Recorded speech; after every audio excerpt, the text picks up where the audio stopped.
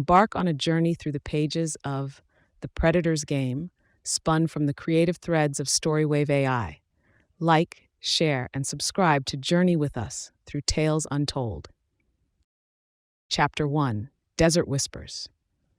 The wind howled like a banshee through the desolate streets of Silver Creek, carrying with it an eerie chill that settled into the bones.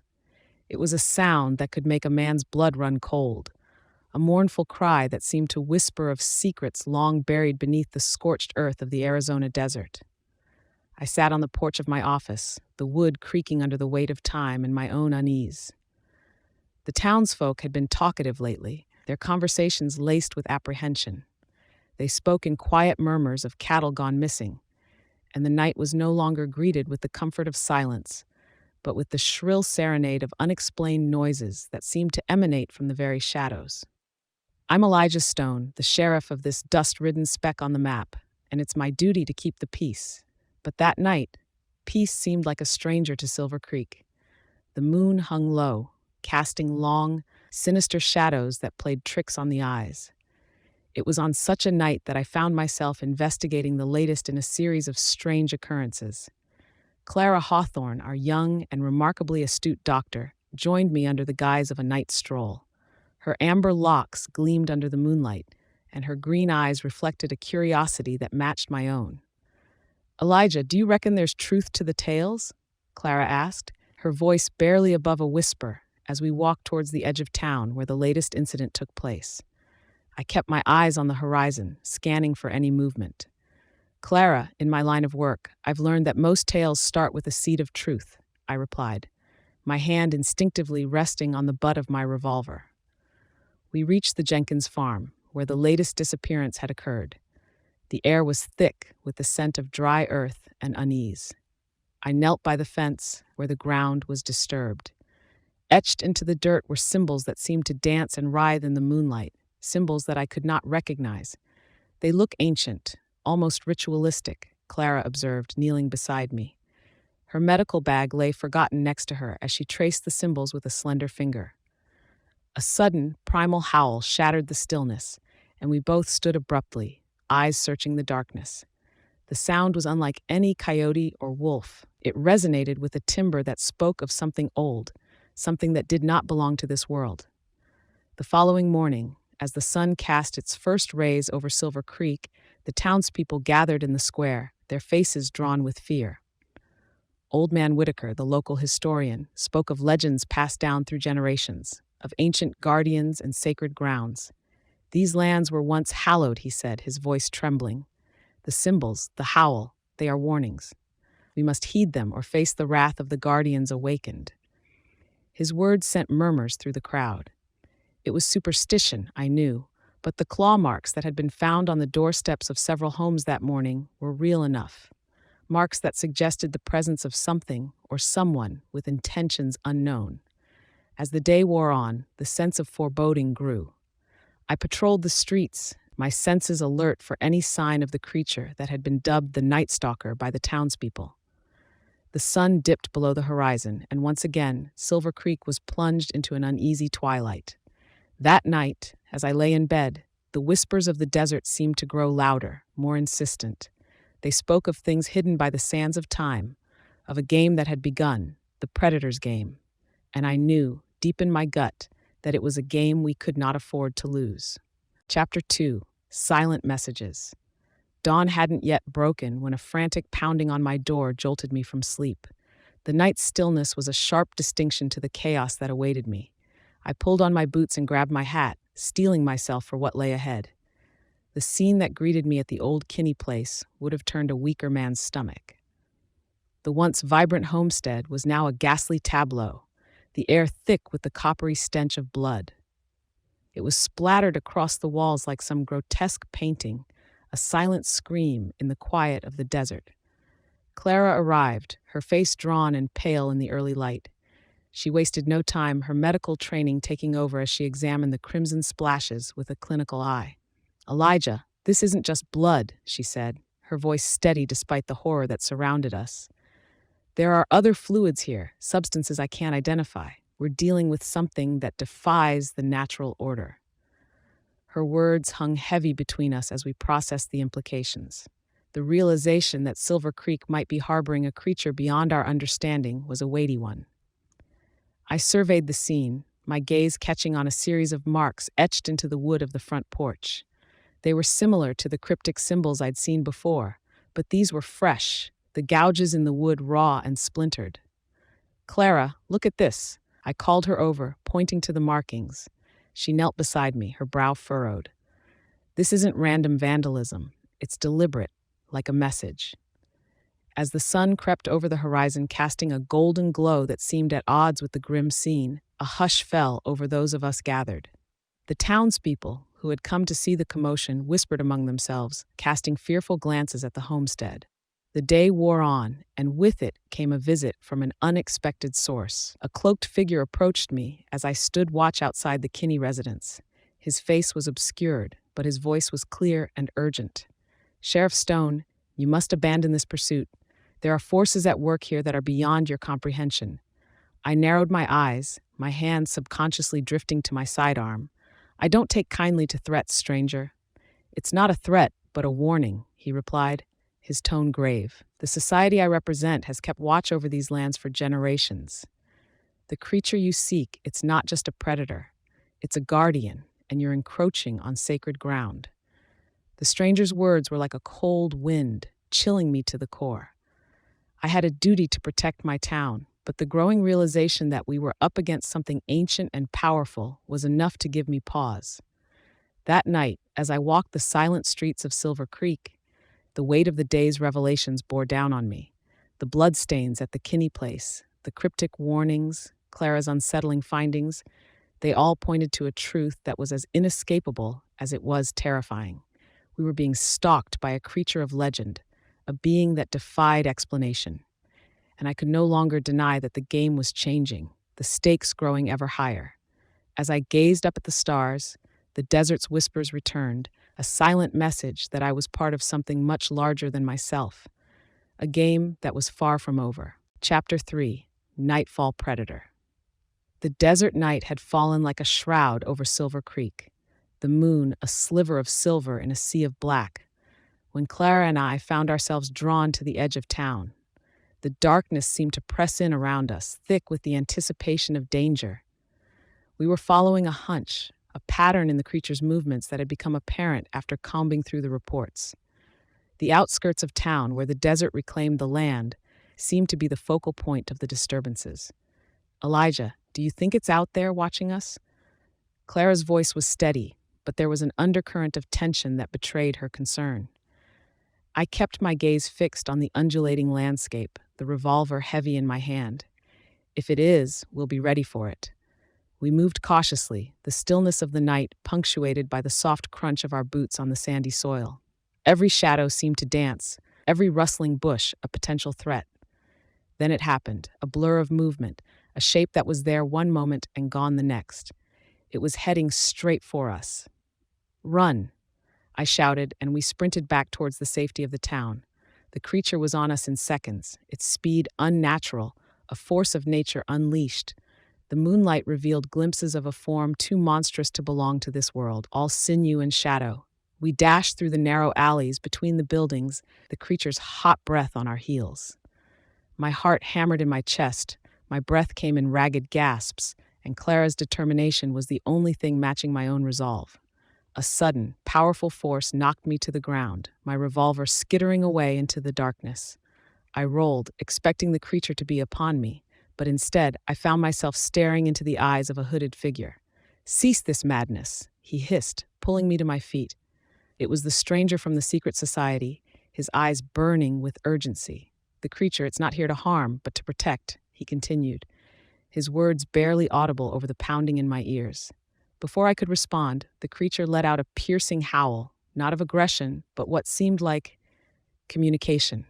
The stranger turned his head towards the sound, his body language shifting as if he understood the call. "Elijah, we need to go, now." Clara grabbed my arm, pulling me away from the stranger and the creature, which had halted its chase. We didn't stop running until we were back at the safety of my office, the door bolted behind us. Clara and I leaned against the walls, our chests heaving, the adrenaline slowly ebbing from our veins. "That thing, it's not just some wild beast," Clara said after a moment, her voice a mix of awe and fear. "No, it's more than that," I agreed, the memory of the creature's howl echoing in my mind. "It's part of this land, and we're the outsiders here." We sat in silence, the weight of our encounter heavy upon us. The creature's capabilities were indeed a horrifying reality, and the night had revealed just how outmatched we were. But the stranger's intervention and his cryptic message hinted at a deeper connection between the creature and the secret society. As the first light of dawn crept through the windows, a new determination settled over me. The game had changed once more, and I knew that understanding this creature, this guardian of the desert, was the key to saving Silver Creek. The Predator's game was far from over, and the next move was ours. Chapter 4: Shadowed Stalk. A hush fell over the assembly gathered at the town hall, their eyes fixed on me with an intensity that could scorch the very planks I stood upon. Silver Creek was a tinderbox of fear, each disappearance, each blood-curdling howl in the night, fueling the flames of terror that threatened to consume our once peaceful haven. "We can't just cower in our homes," I began, my voice echoing in the tense silence. "This creature, this guardian of the desert, it's picking us off one by one, and we need to make a stand." Murmurs rippled through the crowd, a mix of determination and dread. It was time to take action, to form a posse that could face the terror that lurked in the moonlit sands beyond our thresholds. But as I watched the faces of my neighbors, friends, and kin, I saw the seeds of distrust taking root. "Elijah, I reckon you're right," said Jed, the blacksmith, his burly arms crossed over his chest. "But how can we trust each other, knowing that creature is out there, watching, waiting to strike? For all we know, it could have one of us in its thrall." His words hung heavy in the air, the specter of paranoia casting a shadow as dark as any night predator. I knew then that the battle we faced was twofold, against the creature and against the fear that threatened to tear us apart from within. Clara, standing at the back of the room, her medical bag clutched tightly to her side, spoke up. "We have to remain united. Whatever this creature is, whatever power it holds, we can't let it destroy the very fabric of our community." Her conviction was a warning signal in the growing darkness, her words a rallying cry that seemed to bolster the faltering spirits around us. The posse formed under a sky that seemed to press down upon us with the weight of impending doom. We were a ragtag group, farmers, blacksmiths, shopkeepers, all united by the grim determination to protect our town. The creature was cunning, its movements a ghostly dance that eluded our every attempt at tracking. We scoured the desert, our lanterns casting feeble circles of light against the heavy dark. It was then, in the heart of the wilderness, that we stumbled upon something that turned our blood to ice. A clearing, hidden away from prying eyes, where the ground was marked with the same cryptic symbols we had come to associate with the creature. But these were different, arranged in a deliberate pattern that spoke of rituals and rites unknown to us. "Elijah, look at this," Clara called out, her voice a hushed whisper that carried the weight of a horrible realization. She held up a piece of cloth, torn and stained with blood, but bearing the unmistakable emblem of the secret society. The implications were clear. The society was more involved than any of us had suspected, their rituals intertwined with the very creature we sought to confront. The mystery deepened, the lines between friend and foe blurring in the shadows. As we made our way back to Silver Creek, the creature's howl pierced the night, a chilling reminder that we were in its domain, playing by its rules. The posse disbanded, each of us returning to our homes with the knowledge that the predator's game was far from over. That night, I sat alone in my office, the weight of leadership a heavy cloak upon my shoulders. The creature had evaded us, but the discovery of the society's involvement was a piece of the puzzle that I could not ignore. The town might have mobilized against a common enemy, but the terror that stalked us was more than just a physical threat. It was the embodiment of our deepest fears, and as I gazed out into the night, I knew that the real battle had only just begun. Chapter 5: Desert's Isolation. An ominous rust-colored haze settled over Silver Creek as a sandstorm rose with a vengeance, walls of swirling sands obscuring the sun and casting the town into premature twilight. The relentless desert, it seemed, had conspired to sequester us from the world beyond, and with the storm's descent came the Night Stalker, its presence now a palpable force that fed on our heightened trepidation. We huddled in the saloon, the only structure sturdy enough to withstand the sandstorm's wrath. The wooden walls groaned under the pressure of the howling winds outside, a lament that mirrored the growing unease among the townsfolk. "Elijah, I'm tellin' ya, we're sitting ducks in this blasted storm," bellowed Tom, the burly bartender, his hands white-knuckled as they clutched the edge of the bar. "That thing out there, it's like it knows we're trapped." I peered through the small window, the view a maelstrom of sand and shadow. We need to stay calm, keep our wits about us. Panic won't do us any good. Clara was tending to a young mother, her hands deftly wrapping a makeshift bandage around a cut sustained in the frantic rush for shelter. Her calm demeanor did more to soothe the rattled nerves of those around her than any words could. "The lines are down," she said, her voice carrying over the din of worried voices. "The telegraph, the mail coach, nothing's getting in or out of Silver Creek until this storm passes." A collective sigh rippled through the saloon, the isolation closing in on us like the walls of a shrinking room. The hope of outside assistance, the belief that we could reach beyond our enclosed world for help, had been snatched away as easily as a candle flame extinguished by a gust of wind. As the hours dragged on, the society became the focus of whispers and sidelong glances. The cloaked figures had vanished into the storm as suddenly as they appeared, their unaccountable motives now questioned with suspicion. "Elijah, do you reckon they know more than they're letting on?" Clara asked, her voice a low whisper meant only for my ears as she approached me. "It's no coincidence they disappeared just as this storm hit." I rubbed my stubbled chin, considering. "It's possible. There's more to their story, that's for certain. But whether they're out there trying to commune with the creature, or they've got other intentions." My words trailed off as a bone-chilling howl cut through the roar of the storm, a sound so close it seemed to emanate from just beyond the saloon's walls. The townsfolk fell silent, every face turning pale, every eye wide with fear. It was then that the true extent of our predicament became clear. We were not only battling the creature itself, but also the elements and the unknown machinations of the secret society. Silver Creek was an island in a sea of sand and secrets, and the Night Stalker was the tide that threatened to engulf us all. As night fell, and the storm showed no signs of abating, I knew that the game had shifted once again. We were cornered, isolated, but not yet defeated. The desert's isolation was both our prison and our proving ground, and I vowed that when the sand settled, we would emerge with answers, or not at all. Chapter 6: Whispers in the Wind. I stepped out from the confines of the sheriff's office, the leather of my boots sinking slightly into the still shifting sands. The air was thick with the remnants of the storm, a fine dust that hung suspended, painting the world in sepia tones. Clara emerged from the medical clinic across the way, her green eyes scanning the horizon as if searching for a sign. "Elijah," she called out, her voice cutting through the eerie calm. "It's happening again." I joined her side, following her gaze to where a small group of townsfolk stood, their bodies rigid, their faces masks of confusion. They were listening, heads tilted towards the heavens as if deciphering messages carried by the wind.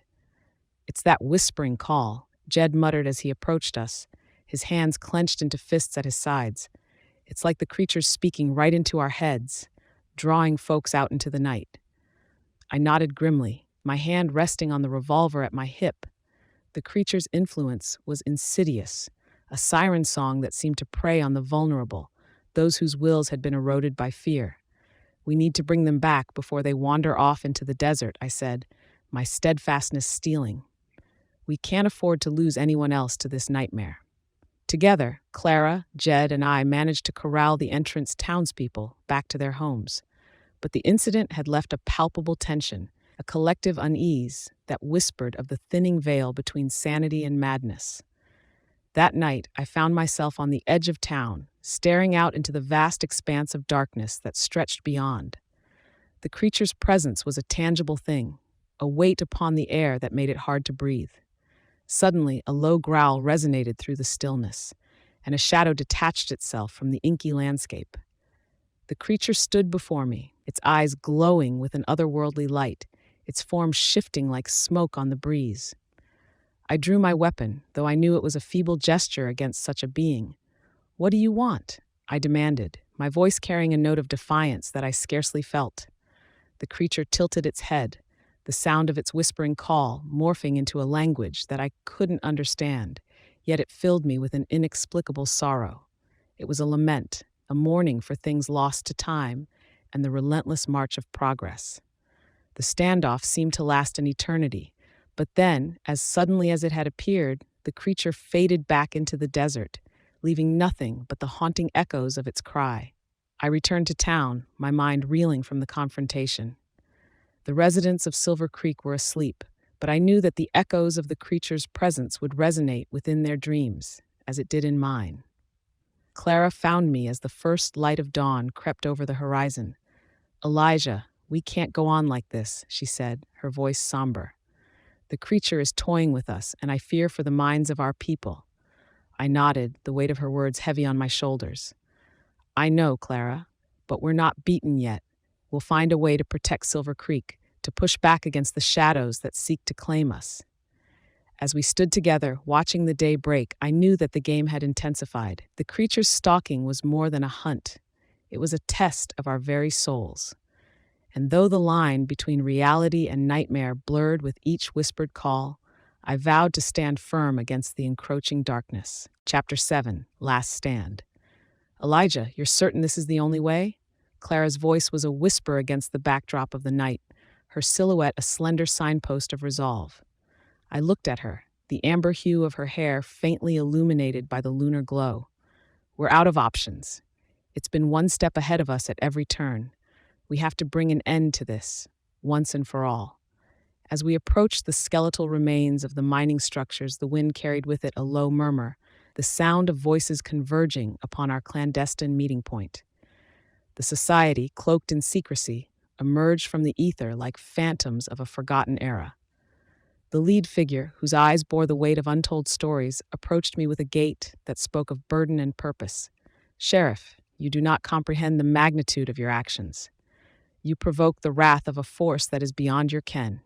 I stood firm, though the gravity of his words did not escape me. "Then enlighten me," I said, "because we're done being hunted." He hesitated, casting a glance at the surrounding darkness that seemed almost to bristle with the anticipation of the creature's arrival. "Long ago, this land was a sacred place, protected by spirits that took many forms. The creature you hunt, it's one of them, a guardian awakened by the desecration of these grounds. It seeks only to restore balance." The revelation struck a chord within me, a discordant note that resonated with both the history of our encroachment upon these lands and the present bloodshed. But the die had been cast, and there was no turning back. Clara, her gaze locked on the society member, spoke up. "Balance? At the cost of our lives? We've respected these lands, made them our home. There has to be a way to coexist." The society member looked at her, his expression unreadable beneath the shadow of his hood. "Perhaps there is, but actions have been set in motion that cannot be undone. The guardian will not relent until it has purged the threat it perceives." The air grew tense as the moment of confrontation drew near. Clara and I took our positions, the bait in a trap that we prayed would be enough to end the cycle of terror that had gripped Silver Creek. The minutes stretched into hours, and the mine seemed to loom larger with each passing moment, its decrepit structures casting long, forlorn shadows across the sand. Then, as if conjured by the very tension that filled the air, a figure emerged from the darkness, its form fluid and menacing. The creature moved with a grace that belied its monstrous appearance, its eyes fixed upon us with an intensity that could sear the soul. I steadied my breath, readying myself for the culmination of our desperate gambit. The creature charged, a blur of fury and fangs, but we were prepared. A series of traps, expertly laid by the hands of those who knew the mine's every secret, sprung to life. The air was filled with the clamor of the struggle, the creature's roars mingling with the creak and groan of the ancient mine. In the chaos, Clara's voice rang out clear and true. "Elijah, now!" I took my shot, the sound deafening in the confines of the mine. The creature faltered, its cry a sound that would haunt the canyons and crevices of the desert for years to come. It was over as quickly as it had begun, the creature retreating into the night, wounded but not vanquished. We had survived, but the victory was hollow, the cost etched in the lines of our faces and the haunted look in Clara's eyes. As the first light of dawn crept over the horizon, we knew that the game was far from over. The creature, the guardian of this sacred land, was still out there, and the path to coexistence was shrouded in the mists of the unknown. But for now, Silver Creek could breathe a little easier. The shadow of the predator lifted, if only for a moment. Chapter 8: Edge of Madness. The weight of my revolver was a cold comfort in my hand as I led our dwindling number through the treacherous terrain, the once familiar landscape of Silver Creek, now an alien battleground. The creature, a specter of primal terror, was relentless, its cunning a blade to our throats. "Elijah, we're not going to make it at this rate," Jed said, his voice barely above a hoarse whisper as we paused in the hollow of a dried riverbed, the sandstone walls rising around us like the bones of the earth. I scanned the horizon, my eyes straining against the darkness. "We hold out until dawn, then we make a break for the town. It's our only chance." Clara, her face smeared with the grime of our flight, nodded. "We've got to outthink it, Elijah. It's anticipating our moves." The sound of shifting sand alerted us to a new presence, a slender figure emerging from the shadows with hands raised in a gesture of peace. It was the society member who had confided in me, his hood now thrown back to reveal a face marked by the tribulations of untold secrets. "Elijah, you must listen," he implored, his eyes searching mine for understanding. "The creature, it's bound to the land, to the very spirit of this place. You cannot defeat it with bullets and traps." I kept my revolver trained on him, not yet willing to lower my guard. "Then tell me, how do we end this?" His gaze flickered to Clara before returning to me. "There's an old ritual, one that might appease the guardian, but it requires a sacrifice, a willing soul to stand as a testament to our respect for the land." The proposal hung between us, a specter more chilling than the creature itself.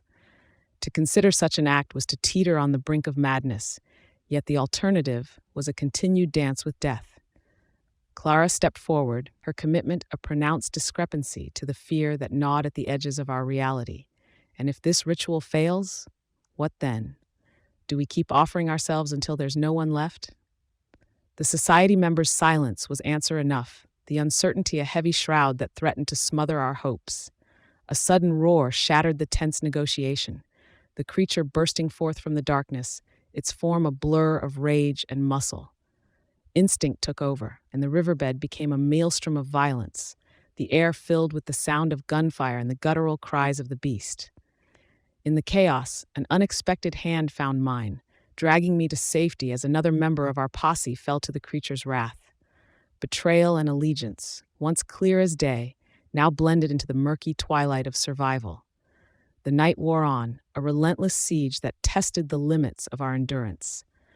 As the first light of dawn crept over the horizon, the creature withdrew, leaving us battered but alive, the line between hunter and prey forever blurred. We returned to town, the silence of our procession a testament to the cost of the night's ordeal. The society's words echoed in my mind, a riddle wrapped in the enigma of the desert. To save Silver Creek, I had to understand the creature, to unravel the ties that bound it to this land. But as I looked into the weary faces of my companions, the specter of the creature's call haunting our every step, I knew that the game had changed once more. We were no longer merely players. We had become pawns in a battle as old as the hills that stood sentinel over our fragile existence. Chapter 9: Breath's Escape. The sun, a fiery orb sinking beyond the jagged teeth of the distant mountains, granted us a fleeting illusion of peace in Silver Creek. A breath's escape, we called it, those rare moments when the world's sharp edges blurred into the soft hues of dusk. But the reprieve was a cruel jest. Even the gentle rustle of the wind through the mesquite and the distant call of a lone hawk seemed to whisper of lurking danger. Clara and I sat on the porch of her clinic, the wooden planks beneath us creaking an old tune, as we watched the town settle into an uneasy stillness. The silence between us was a living thing, filled with unspoken fears and the weight of our weary bones. "Elijah," Do you reckon it's out there now, watching us? Clara's voice broke the stillness, her question hanging in the cooling air. Likely as not, I replied, my eyes not leaving the creeping shadows that advanced with the setting sun. But we've got to keep living, not just surviving. Our conversation was cut short by a sudden commotion. The sound of frantic hoofbeats and shouting men tore through the calm, sending a jolt of adrenaline through my veins. We rose to our feet in one swift motion, instinct propelling us toward the source of the disturbance. The society member who'd shown an act of bravery before, named Thomas, came thundering into view atop a lathered horse, his face a mask of urgent terror. He reined in hard, the horse's hooves churning up clouds of dust. "Sheriff, it's coming!" Thomas gasped, his chest heaving. "The Night Stalker, it's been riled up by something fierce. It's headed this way, and it's out for blood." I felt Clara's hand grip my arm, her touch both steadying and urgent. "We need to warn the others, get them to safety," she said, her green eyes reflecting the last rays of light as the sun dipped below the horizon. The creature wasted no time in announcing its presence. A blood-curdling howl rent the air, followed by the unmistakable sound of destruction, wood splintering, glass shattering as it tore through the outskirts of town. Clara and I rushed towards the chaos, our revolvers drawn, hearts pounding in our chests. We arrived to find the Night Stalker in the midst of its assault, its powerful limbs sending splinters of what used to be the Fletcher's homestead into the air. The family was nowhere to be seen, hopefully having found refuge elsewhere. "Over here, you abomination!" Clara shouted, her voice a clarion call of defiance. She fired a shot into the air, drawing the creature's attention. The Night Stalker turned towards us, its glowing red eyes narrowing, and charged with a speed that defied its size. I fired in tandem with Clara, the bullets finding their mark but doing little to slow its advance. Thomas, from his vantage point atop his still panting horse, let out a piercing whistle. The creature paused, head tilting as if recognizing the sound. Seizing the moment, Thomas flung something into the air, a small, intricately carved totem that caught the dying light. The Night Stalker's gaze followed the arc of the totem, and with a snarl, it bounded after the object, giving us the precious seconds we needed to regroup and usher the stunned townsfolk to the relative safety of the saloon. Once inside, the heavy oak doors barred and windows boarded, we took stock of our situation. The creature's relentless attacks had left us rattled, the constant shadow of death a specter that loomed over us, threatening to extinguish the last embers of our resolve. "We can't keep going on like this, Elijah," Clara said, her voice low and steady despite the pandemonium outside. "It's picking us off one by one, and we're running out of tricks." I met her gaze, the shared determination in our eyes, an unspoken vow. "We'll find a way, Clara." "We always do," I replied. The night grew long, the sounds of the creature's thwarted fury, a dark symphony that played on our nerves. But we held fast, our spirits bolstered by the knowledge that we'd survived another encounter, our will to fight undimmed by the darkness that sought to claim us. As dawn approached and the creature retreated into the obscurity from whence it came, we knew that our battle was far from over. The lines had been drawn, and Silver Creek would either stand united or fall divided. But for now, we breathed the air of survivors, the game's next move an enigma wrapped in the desert's unforgiving embrace. Chapter 10, Dawn Duel. The night had been long, a cat-and-mouse chase that left us ragged but resolute. Our bullets were few, our muscles ached with fatigue, but our determination was as unyielding as the ancient rocks that dotted the landscape. "The Night Stalker, it's not just a mindless beast," Clara mused, breaking the silence. "It's smart, Elijah. It's been one step ahead of us this whole time." I nodded, my jaw set. "We'll make the land work for us this time." The creature's strength is also its weakness. It doesn't expect us to fight back with more than guns. Her green eyes met mine, and I saw the spark of an idea forming. "The mines," she said, the word a revelation. "The tunnels could be our advantage, if we can lure it in." The plan was a gamble, but it was the best chance we had. I checked my revolver, the chamber's nearly empty, and then looked out across the desert where the shadows were retreating before the relentless advance of the sun. It wasn't long before the Night Stalker made its presence known. A low growl rolled across the sands, a primal challenge that raised the fine hairs on the back of my neck. It emerged from the desert, a figure of nightmares, its eyes reflecting the dawn's light like twin flames. "Let's move," I said, and we broke into a run, heading for the gaping maw of the abandoned mine. The creature was fast, its movements a blur as it pursued us. But we knew the terrain, the dips and rises of the land that we had called home. We dove into the mine's entrance just as the Night Stalker reached us, its claws scraping stone as it followed. The tunnels were a labyrinth, a network carved by men long gone, and we navigated them with breaths held and hearts pounding.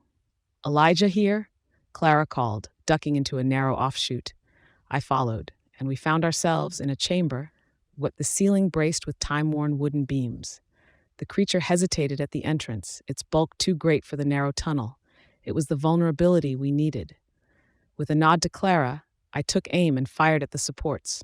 The shot echoed, a thunderous crack, and the beams groaned. The Night Stalker roared, a sound of fury and frustration, as the earth itself responded to our defiance. Rocks and dust cascaded down, and the creature retreated, the entryway now blocked by debris. We emerged from the mine, covered in dust, our bodies weary but spirits unbroken. We had faced the Night Stalker on our terms and lived to tell the tale. As we walked back to the town, Thomas and the other society members met us, their expressions somber. "You've proven yourselves," Thomas said, his voice gruff with respect. "The Night Stalker, it's part of the land's history, part of our history. We thought we could control it, but we were wrong." The sun was fully above the horizon now, casting long shadows behind us. The creature's history was entwined with the society, but it was also part of Silver Creek's story now. A story of survival, of battling the darkness with the light of human resolve. We knew the fight wasn't over, but as we faced the new day, we did so with a renewed sense of hope. We had turned the desert's wrath into a weapon, and in doing so, we had found a way to stand against the night. The game continued, but now we were the players, not the pawns. Chapter 11, Gunpowder and Grit. Clara and I had taken refuge behind the jagged rocks that jutted out like the broken teeth of the earth, our rifles at the ready. The silence was oppressive, a quiet before the storm that we knew was coming. Thomas said this artifact could turn the tide. Clara said, her voice steady as she clutched the ancient relic we had received from the society, a stone etched with symbols that whispered of an age long forgotten. I nodded, the weight of the stone in my hand, feeling like the last hope of Silver Creek. If the legends hold true, this may be our only shot at ending this once and for all. The sound of the Night Stalker's approach was subtle, a soft rustling against the backdrop of stillness. It was moving with a deliberate caution that we hadn't seen before, as if it understood the significance of this confrontation. Jed, who had proven himself a steadfast ally, called out from his position to our left. "Elijah, it's circling around. Seems it's learned a thing or two about our tactics." I peered over the rock, my eyes scanning the horizon for any sign of the beast. "Stay sharp. It's looking for an opening, but we're not going to give it one." The creature emerged from the heat haze, its form a nightmarish silhouette against the glaring sun. It paused, its red eyes fixating on the relic in my hand, and let out a low growl that resonated in the very bones of the earth. "Now, Clara," I shouted as we both stood, the stone held high between us. The Night Stalker charged, a blur of fury and primal instinct, but we held our ground. Clara fired, the shots echoing like thunderclaps, as I hurled the artifact with all the force I could muster. The stone arced through the air, a comet trailing ancient power, and struck the creature squarely. A sound like shattering glass filled the air as a blinding light erupted from the point of impact.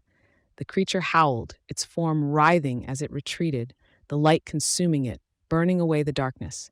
We watched, breathless, as the beast's cries faded into the vastness of the desert. The light dimmed, and we were left in the silence that followed the storm, a silence that spoke of victory, of survival against insurmountable odds. Jed emerged from his cover, his face etched with relief and exhaustion. "Elijah, Clara, we did it. It's over." Clara and I exchanged a look, the shared experience bonding us in ways words could never convey. We had faced the abyss, and through gunpowder and grit, we had prevailed. As the townsfolk emerged from their hiding places, a cautious optimism began to spread. Silver Creek had been through the fire, But like the phoenix of legend, we would rise from the ashes, stronger and more united than ever before. The ancient artifact, now lying inert on the ground, had played its part in the creature's downfall. The society's secrets, once shrouded in shadow, had been brought to light, and in that revelation, we had found the key to our salvation. The desert around us was still. The peace it offered no longer a cruel jest, but a promise that Silver Creek could begin to heal, to rebuild, and to live not just in the shadow of fear, but in the light of hope. The Predator's game had reached its climax, and we, the people of Silver Creek, had emerged victorious. Chapter 12, The Silence After. Elijah leaned against the wooden frame of the sheriff's office, his gaze lost in the horizon where the sky kissed the earth. Clara, her medical bag slung over her shoulder, joined him, her boots kicking up small clouds of dust. "Town's different now," Elijah finally said, his voice a rough whisper that seemed too loud in the silence. Clara nodded, her green eyes reflecting the azure dome above. "People are counting. Their blessings, but also their sorrows. The cost was high, and the wounds run deep." They watched as the townsfolk, faces etched with the trials of the past days, gathered around a series of new wooden crosses that adorned the edge of the town. Each cross bore a name, a stark reminder of the price paid in the wake of the Night Stalker's terror. "Think it's really gone?" Clara asked, her hand instinctively reaching for the warmth of Elijah's arm. Her question hung in the air, unanswered, the creature's fate as uncertain as the shifting sands. Elijah's gaze turned to the crosses, his eyes hardening with the determination that had seen him through the darkest nights. Gone or not, the creatures become a part of Silver Creek's story, a cautionary tale, a legend that'll be passed down through generations. They walked towards the gathering, the townspeople parting to allow them through, their expressions a mix of respect and shared grief. Together, they paid tribute to the lost, their voices joining in a somber hymn that seemed to reach for the heavens. As the last note faded, Elijah spoke, his voice carrying the weight of leadership. "We've been through hell, but we're still here. We'll rebuild, remember, and honor those who ain't with us no more." Murmurs of agreement rippled through the crowd, a collective vow to forge ahead, to mend the fabric of their community that the Night Stalker had so violently torn. The days that followed saw Silver Creek slowly coming back to life, the rhythm of daily routines providing a semblance of normalcy.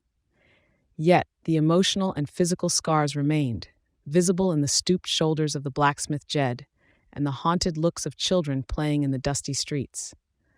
One evening, as the sun bled red into the desert, Elijah noticed the absence of the society members.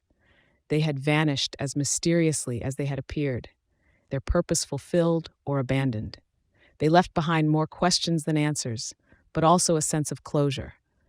"Reckon they've gone back to wherever they came from," Clara mused as she sat with Elijah on the porch, the sky turning from crimson to indigo. "Maybe they were just here to guide us, or to see if we could stand up to the test." Elijah considered this, the fingers of his right hand absently tracing the scar that marred his cheek, a permanent reminder of the creature's ferocity. Test or not, we've come out the other side. Changed, but alive. In the weeks that followed, the memory of the Night Stalker began to fade into the realm of told around campfires and in hushed tones at the saloon. But for those who had faced the creature, who had looked into the abyss and fought with every shred of their being, the silence after was not empty. It was filled with the strength of survival, the bond of a community, tested by the unforgiving game of predator and prey, and the knowledge that they had faced the darkness together and emerged into the light. The creature's shadow might loom in legend, but the people of Silver Creek had reclaimed their town, their lives, and their future. Chapter 13, Ashes and Echoes. Clara approached from the direction of the clinic, her steps deliberate, the setting sun casting her shadow long and lean against the dirt road. "Elijah," she called out, her voice carrying in the still air. I turned to face her, noticing the faint lines of strain around her eyes, the only visible sign of the ordeal we'd endured. "Evening, Clara. How are the folks doing today?" She reached me and paused, her gaze taking in the newly repaired buildings and the townspeople going about their evening routines. Healing, inside and out. It's a slow process, but there's a strength in them I hadn't seen before, We walked together, the sounds of our boots on the wooden boardwalk a rhythmic accompaniment to the whispers of the wind. Tales of the creature, now known simply as the Night Stalker, had begun to weave themselves into the fabric of Silver Creek's history, each retelling adding layers to the legend. I heard the children playing by the creek today, Clara shared, a faint smile touching her lips. They were telling their own versions of the Night Stalker's tale, making it sound more like a ghost story than the reality we faced.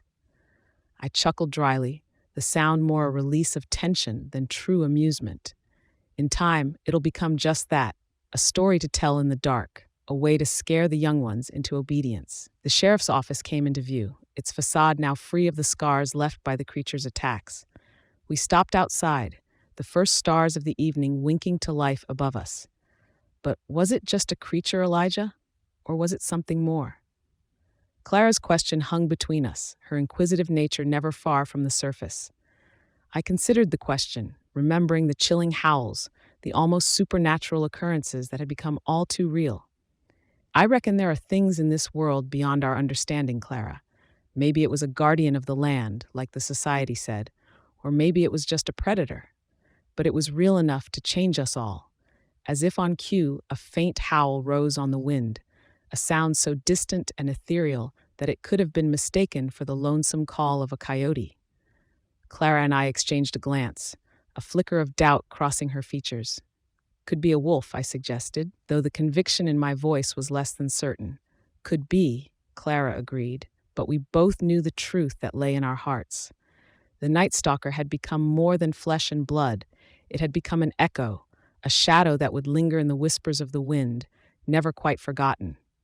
We bid each other good night, each of us retreating into our own thoughts, our own memories. Silver Creek would move on, its people would thrive, and the tales of terror that had once gripped us would fade into the realm of myth and legend. But as I lay in bed that night, listening to the desert's song, I knew that the echoes of the past would always be there, a reminder of the time when the predator's game had become our harrowing reality. And though the Night Stalker's howls may now be ashes and echoes, the legacy of our struggle against the darkness would endure, a story of courage and survival etched into the very soul of Silver Creek. Our tale has reached its end. We're glad you were here for the Predator's game. With StoryWave AI, your prompts become unforgettable tales. Remember to like, share, and subscribe for daily explorations into storytelling. March 2024. Fairly well.